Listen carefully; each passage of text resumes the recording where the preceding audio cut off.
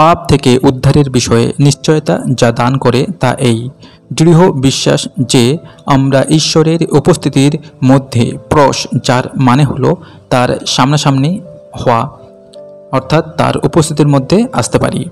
আমাদের চাইবার কোনো সীমা নেই, আমরা যা কিছু তাই চাই।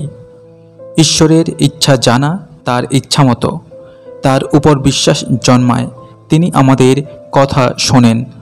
আমরা তার কাছে যে প্রার্থনা করছি তার উত্তর যে আমরা পাব, সেই বিশ্বাসে দৃঢ় বিশ্বাস আছে।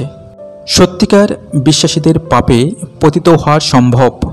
যদি এরকম ঘটে তবে তার সহবিশ্বাসীদের উচিত তার জন্য প্রার্থনা করা। এর ফলে ঈশ্বর পাপী বিশ্বাসীর জীবন রক্ষা করেন।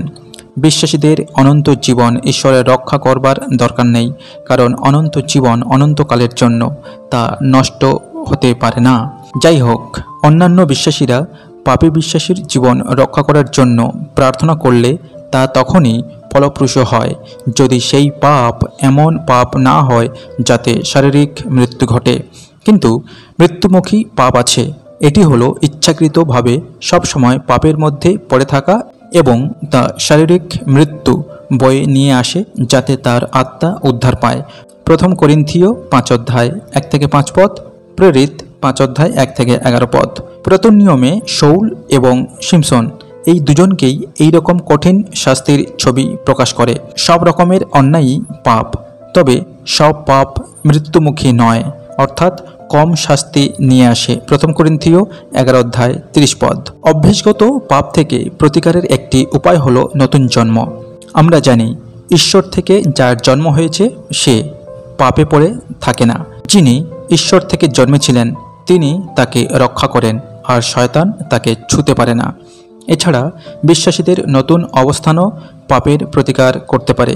ঈশ্বর থেকে এবং ঈশ্বরের পরিবারে তার জন্ম হয়েছে, কিন্তু এই জগৎ শয়তানের অধীনে পড়ে আছে। পরিশেষে সত্য সম্বন্ধে আমাদের জ্ঞান থাকলে আমরা পাপ থেকে অব্যাহত পেতে পারি। সত্য এবং অনন্ত জীবন হল ঈশ্বরের সন্তানদের রাজ্যের বৈশিষ্ট্য।